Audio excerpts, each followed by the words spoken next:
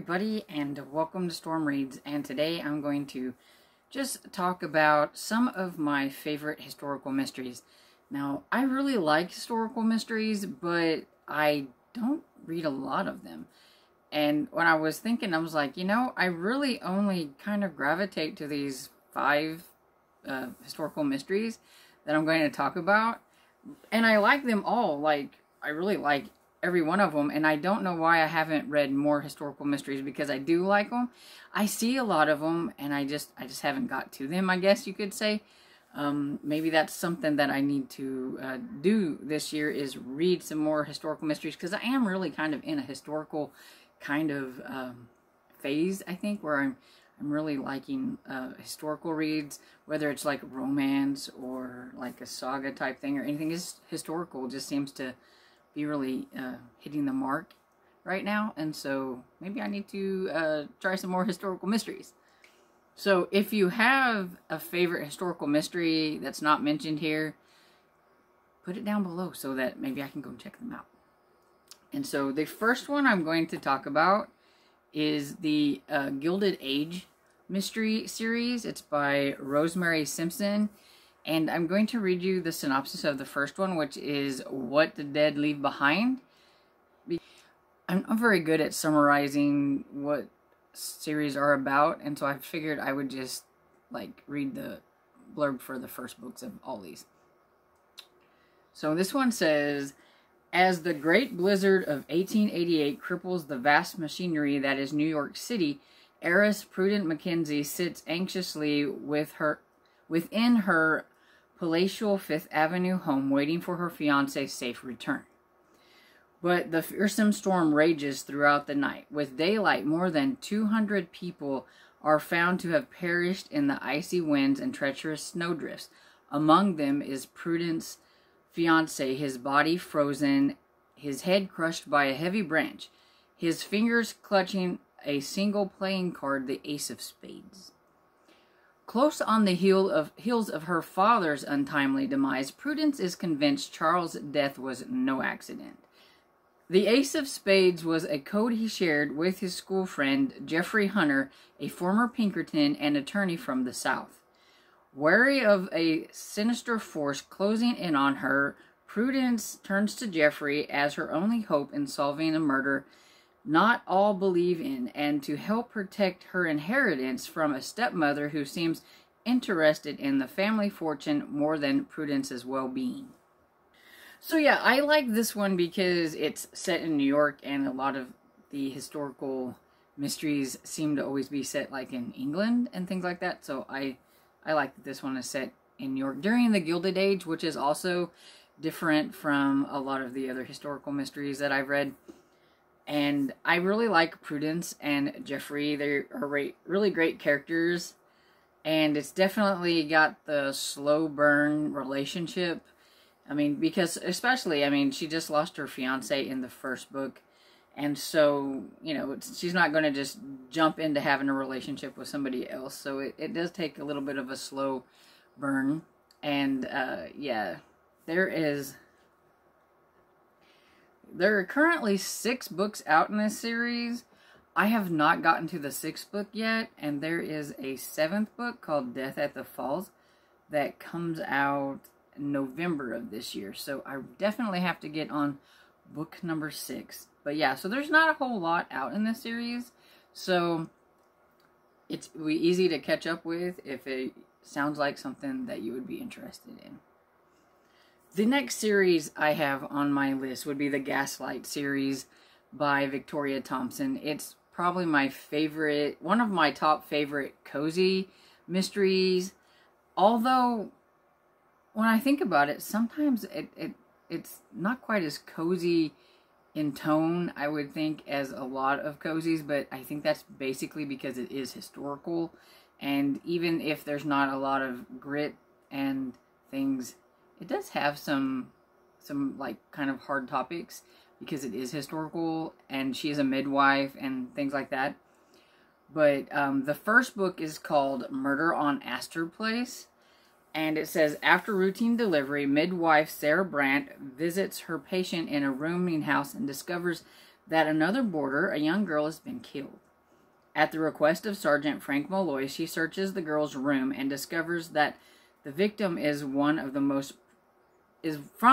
the most predominant families in New York, and the sister of an old friend. The powerful family, fearful of scandal, refuses to permit an investigation. But with Malloy's help, Sarah begins a dangerous quest to bring the killer to justice before death claims another victim. And this is another one that is set in New York, which I really like, and it's set during the Gaslight era, so that's really an interesting kind of era too. And what I found really interesting about this series is that I've learned a lot about the police from back then. The police weren't always considered the good guys, and they didn't always do things very properly. Frank Malloy, he tries to do his best and to investigate things to the best of his ability, but sometimes he is hindered by the fact that there is a certain way that they do business back then. One of the ways is if you want your loved one's crime and investigated, like their murder investigated, you had to pay the police to investigate. If you didn't have the money to pay the police to investigate, they didn't really do that much for you. They, would try to figure it out, but they weren't going to work real hard at it. There was a lot of corruption within the police departments and things back then. This it follows along through where Teddy Roosevelt was like the police commissioner and things like that. It's during that era, and so the history and everything about this era was really interesting. And I like how Sarah Brandt changes Frank Malloy's ideals about things when it comes to being a police officer, because she always wants to investigate. She doesn't think you should be paid to investigate. If somebody is dead, you should investigate, and she always gets herself into trouble, and then Detective Frank Malloy has to get her out of trouble, and the dynamics between the two. Okay, she comes from a very wealthy family, even though she's a midwife, because she married a doctor, but then he has been dead for 4 years, and she still wants to be a midwife, and she wants to do things on her own, even though she comes from a wealthy family. But she still has that background of a wealthy family, where Frank Malloy is a working class guy, and he likes her and she likes him, but the dynamics of their class keeps them apart from becoming a couple and things as you go through. And so you get to see that and how they would really like to be together, but at the same time, Frank won't, even though she doesn't care, Frank won't go there. And so it's finally starting to get where I'm at in the series, because I'm number 15, 16, somewhere around there. I think I might be on number 17 now, but it's starting to get better with their relationship. So it's definitely very, very slow burn on that part too. So if you like slow burn relationships, yeah, it does that there. It goes there. But this series is very long, and even though I'm on number 17, I still got quite a ways to go. Because there's 25, I think. Yes. The 25th book comes out this year. So currently there's 24 books out. But then Murder on Madison Square comes out this year. Let's see when it comes out. It comes out in April. So it comes out next month. But yeah, I do believe... Let me check. I think I am on number 17. So I don't have a whole... I don't have a real long ways to go with the series to get caught up. And that is one of my goals this year. I would really like to catch up on this series because I really do enjoy it. Especially now since I feel like it's really hit its stride at number 15. Whenever I read that one, that was probably the first time no, it's not the first time, but I haven't give 5 stars to, I usually give, I'm looking back here, I've gave most of these 4 stars. Every now and then one will really hit me really good and I give it 5 stars, but whenever number 15 hit, it was, if I could have given it 6 stars, I probably would have. I really enjoyed that one, especially the end of that one. And I immediately wanted to read number 16 to see how things were going to go with it. So I really, really liked it. And so, yeah, it does say I am on number 17. So, yeah, I don't have very far to go to catch up on this series, so I will be working on that this year. Another one of my favorites is this series, which is the Rexford and Sloane series, and this is Murder on Black Swan Lane. And this one is by Andrea Penrose, and it is set in England. It's Regency London. It says, the Earl of Rexford possesses a brilliant scientific mind, but boredom and pride leads him to reckless behavior. So when a pompous, pious Reverend Josiah Holworthy publicly condemns him of debauchery, Rexford unsheaths his rapier-sharp wit and strikes back. As their war of words escalates, London's most popular satirical cartoonist, A.J. Quill, skewers them both. But then the clergyman is found slain in a church, his face burned by chemicals, his throat slashed ear to ear. As Rexford finds himself, Rexford finds himself the chief suspect.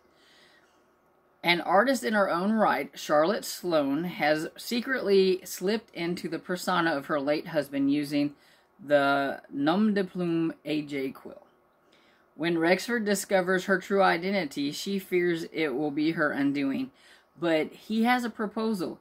Use her sources to unveil the clergyman's clandestine involvement in questionable scientific practice and unmask the real murderer. Soon Lord Rexford and the mysterious Mrs. Sloane plunges into the dangerous shadow world hidden among London's intellectual enclaves to trap the cunning adversary before they fall victim to the next experiment in villainy. And so, yeah, this one is a lot of fun. I really like the dynamics between Rexford and Sloane. When he finds out, like, you know, who she is, it was so funny because he's all ready to, like, really come to, like, fisticuffs with this A.J. Quill for putting him in the newspaper and making it seem like he is the killer, because that's what she thought at the time, because she has a couple of little street rats and they listen to, and what that is some, like, kids that are on the street. And she, has them, like, keep their ear to the ground and everything, and they find out stuff, and she pays them a little bit of money to try to help them out, and they give her information. And so she writes this, or draws this art that depicts him as being a murderer, and so he's not very happy at all, and so he thinks that she needs to help him figure out what's going on, since she's the one that threw him kind of to the wolves with her satirical art. And so, yeah, they have the dynamic between the two of them. They bicker a lot and banter. I would say if you like the Veronica Speedwell series, which I will be talking about, then you would probably like this series a lot. And so, as of right now, there are 5 books out in the Rexford and Sloane series, and there is a 6th one that comes out in September, and it's going to be called Murder at the Serpentine Bridge. And so I am eagerly anticipating the next one coming out, because this is a series that I'm all caught up on. And it's a series that, all these series I would like to collect books from eventually, but I do have at least one book from this series. And so, yeah, I like this. Then the next one I have is, it depends on how you look at it. I think some of them call this the Below Stairs series, and then I have seen it called the Cat Holloway series, which is how I call it. So this is Death Below Stairs by Jennifer Ashley, and this one is all about a cook who's doing the sleuthing. So you got the Below Stairs people, and it's a lot of fun. Highly sought-after young cook Cat Holloway takes a position in a Mayfair mansion and soon finds herself immersed in the odd household of Lord Rankin. Cat is unbothered by the family's eccentricities as long as they stay out of her kitchen. But trouble finds its way below stairs when her young Irish assistant is murdered. Intent on discovering who killed the helpless kitchen maid, Kat turns to her ever-capable Daniel McAdams, who is certainly much more than the charming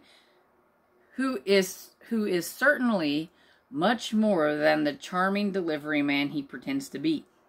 Along with the assistance of Lord Rankin's unconventional sister-in-law and a mathematical genius, Kat and Daniel learn that the household murder was barely tip of the plot, rife with danger and treason, one that's a threat to Queen Victoria herself.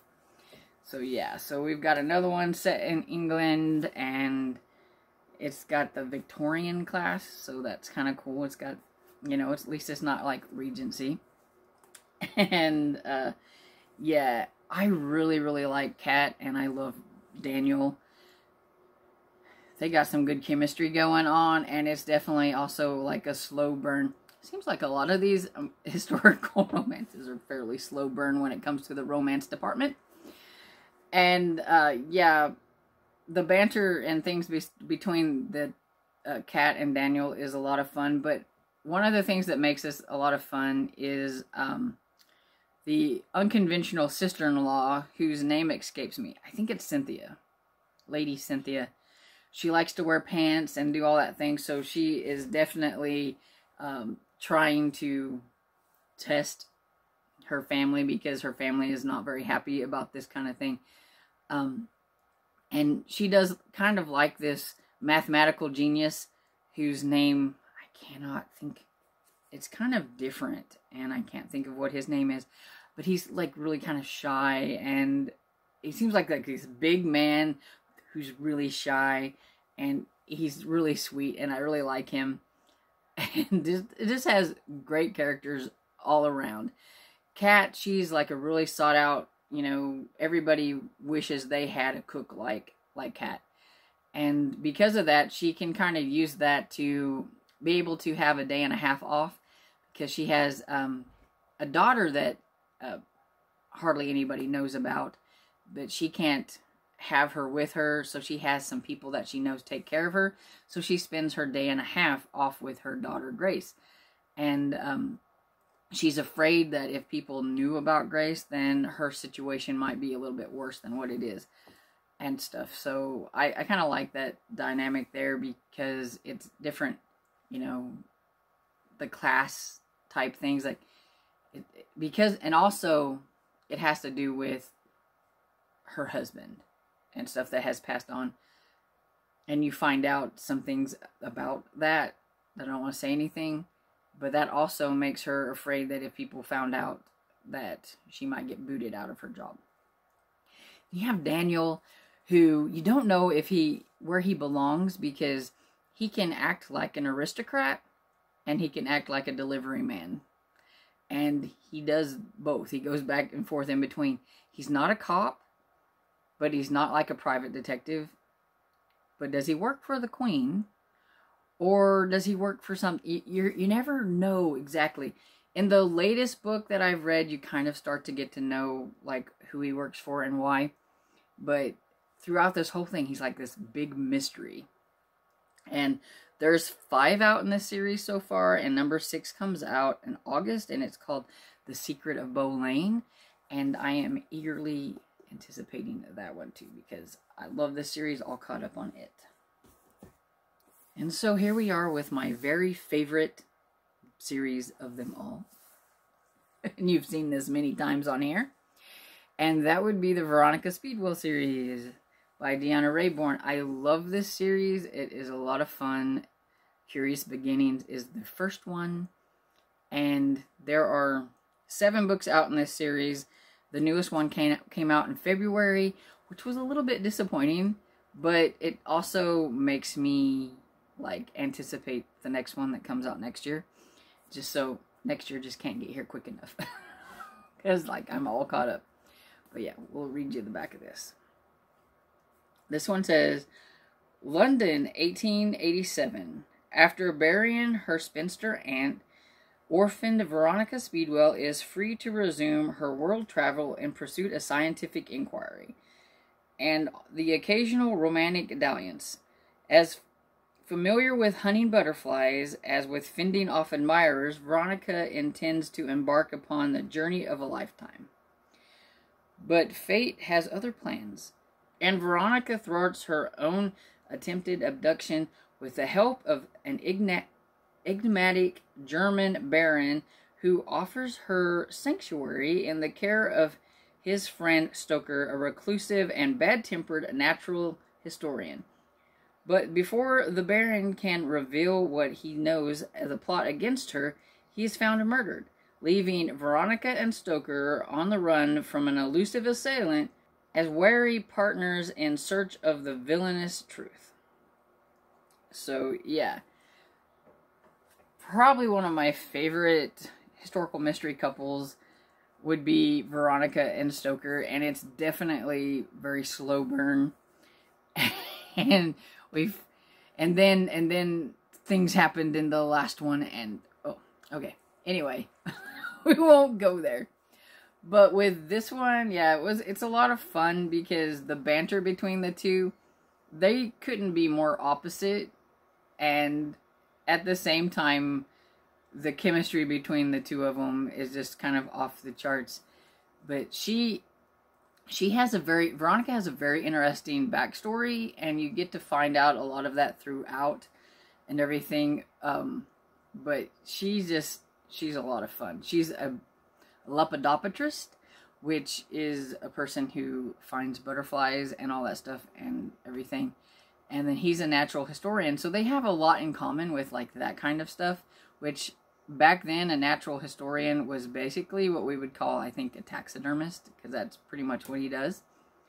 And they get to stay at this one lord's place. I can't remember his name, but eventually they get hired by him to do a lot of historical type stuff with like the natural history and things.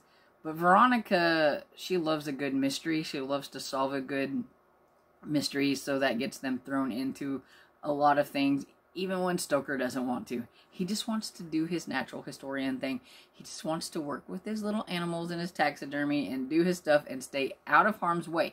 Because, I swear, Veronica comes off unscathed, but he always gets stabbed, shot, almost drowned, whatever, so he doesn't want to get involved in anything.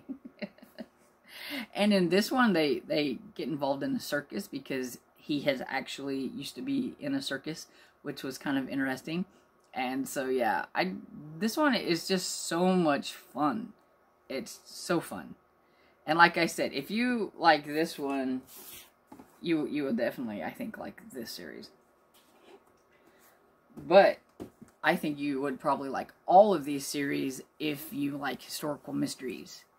And so you've seen the kind of historical mysteries that I do like, so if you have anything that might compare to these, please feel free to leave a comment down below and let me know what they are, because I do want to read more historical mysteries because I really, really do love them.